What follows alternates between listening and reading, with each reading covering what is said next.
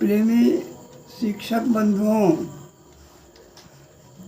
आज अभी मैंने कुछ अंग्रेजी की कविता और हिंदी की कविता का ये श्रवण कराया। अब आपको शब्दों के पीछे मैं ले चल रहा हूँ। ख, ये दूसरा अक्षर है वर्णमाला का क के। मैं आज ख का अर्थ आपको बताना चाहूँगा। जो हिंदी में शब्दों की बड़ी उपेक्षा की जाती है, ऐसे ही अर्थ मान लिए जाते हैं, पर भूल है ये अक्षर के अपने अलग अर्थ होते हैं जिन्हें आपको जानकारी नहीं होती, इसलिए कि आपने संस्कृत का अध्ययन नहीं किया है और यह कभी मूल ज्ञान होगा भी नहीं। देखिए, ख अक्षर दो अक्षर का मेल है, र है और व है। जब दोनों एक साथ हो जाता है तो एक अक्षर ख हुआ। आप समझने का प्रयास करें। र का अर्थ होता है राधा और व का अर्थ होता है बंशी वाला। एक प्रकृति है, दूसरा पुरुष है। प्रकृति पुरुष दोनों जब एक साथ मिल जाते हैं तो सृष्टि का कार्य प्रारंभ हो जाता है। यही तो नर नारी का सृष्टि का संचालन करना व्यवहार हुआ। यह ख का अर्थ हुआ पहला। दूसरा आप देखेंगे, र से रघु और व से वंश हो जाता है, वर हुआ। रघु वंश का रहने वाला श्री राम, उनकी चर्चा उसमें होती है, इसलिए भी ख हुआ। और ख आकाश को कहते हैं। अब जब सृष्टि हुई तो पहले आकाश आया, तो आकाशात वायु, आकाश में वायु उत्पन्न हुए। वायु तेज, वायु से तेज हुआ और तेज से अनलम, तेज से आग की उत्पत्ति हुई। अनलात जलम, आग से जल की उत्पत्ति हुई। जलात धरा, जल के बाद पृथ्वी हुई। तथा अन्नम, उसके बाद अन्न हुए। औषधि हुई, उसके बाद प्राणी हुए। जिस सृष्टि का यह क्रम प्रारंभ हो गया। अब र का तीसरा अर्थ भी आप देखें। र मैंने तो राधा मोहन हुआ और ब मैंने बलभद्र नहीं हुआ क्या? ये कृष्ण और बलराम, ये दोनों हमेशा आया करते हैं, इसलिए आपके यहाँ अत्याचारियों का, अत्याचारियों का नाश होता है। इसलिए यहाँ र का राधा मोहन कृष्ण हुआ और ब का बलभद्र हो गया, जो दोनों आकर कंस के अत्याचार को समाप्त कर डाले थे। यह ख हुआ। चौथा अर्थ भी आप देखिए श्रीमान जी। र का अर्थ हुआ रेवती रमण, वही बलराम जी हुए। और फिर वह मैंने वासुदेव जी हुआ। दो मिलकर वही तो ख हुए। ये आपके ख शब्द का मूल अर्थ हुआ। हम हिंदी वाले इतनी उपेक्षा करते हैं, इतनी उपेक्षा करते हैं, लगता है जैसे संस्कृत में कुछ है ही नहीं। धन्य है श्रीमान जी। मैं पुनः आपसे निवेदन करूँगा कि आप अपनी उपेक्षा करना बंद करें।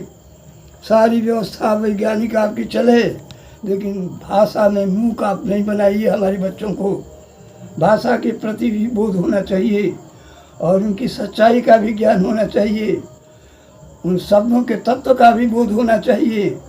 इसलिए मैं पुनः आग्रह करूँगा, ऐसे ही अक्षर नहीं बनाए गए हैं। क ब्रह्मा होता है, ख आकाश हुआ, ग आपका गुण हो गया त्रिगुण, और घ आप भर बनाते हैं, घंटा बजाते हैं, मंदिर बना देते हैं। अंग पांचवा भगवान शंकर हुआ पंचानन।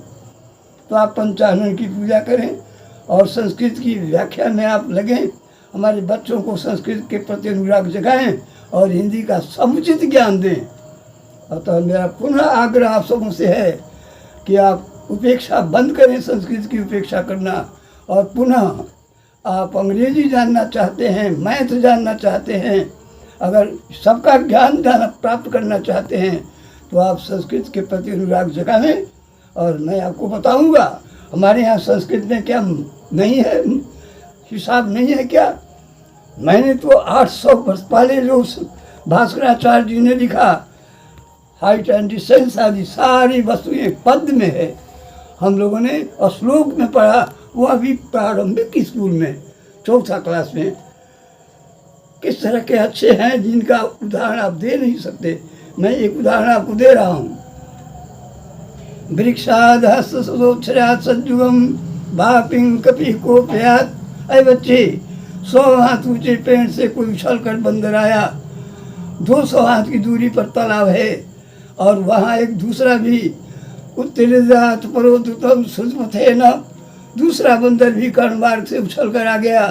तो जाते हम समता तयोर जदियुगम, दोनों मिलकर एक साथ आ गए तो उड्डीयमानम के कितना छलांग लगाया। आपके यहाँ लंबकरण करते रह जाते हैं सूत्र पर, हमारे यहाँ इसकी व्याख्या हो गई तनिक में सर्वंतरग्नि। पेड़ की दूरी को और पोखरे की दूरी को आप गुना कर डालें, 20,000 हो जाता है। एक को 200 करेंगे, 200 में जोड़ेंगे, 400 से भाग देंगे, 4 5 20, सारा बट गया, 50 हाथ सुसा दिया था। ये हमारे सूत्र हैं, हमारी संस्कृति के सूत्र हैं।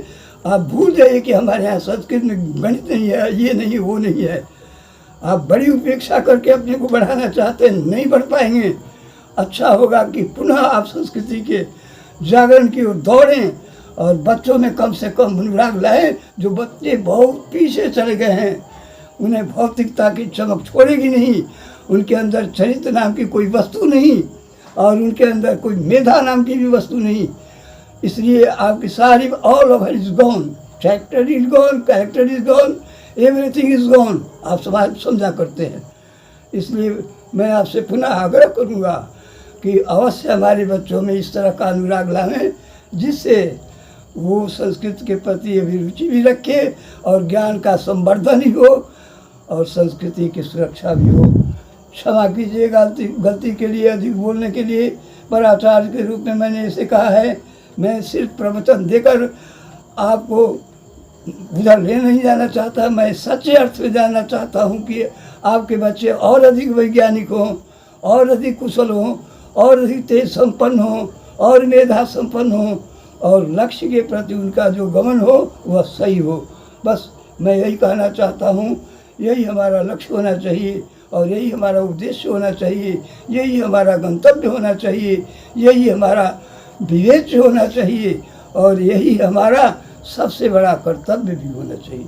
क्षमा करेंगे प्रभु। जय भारत, जय भारत।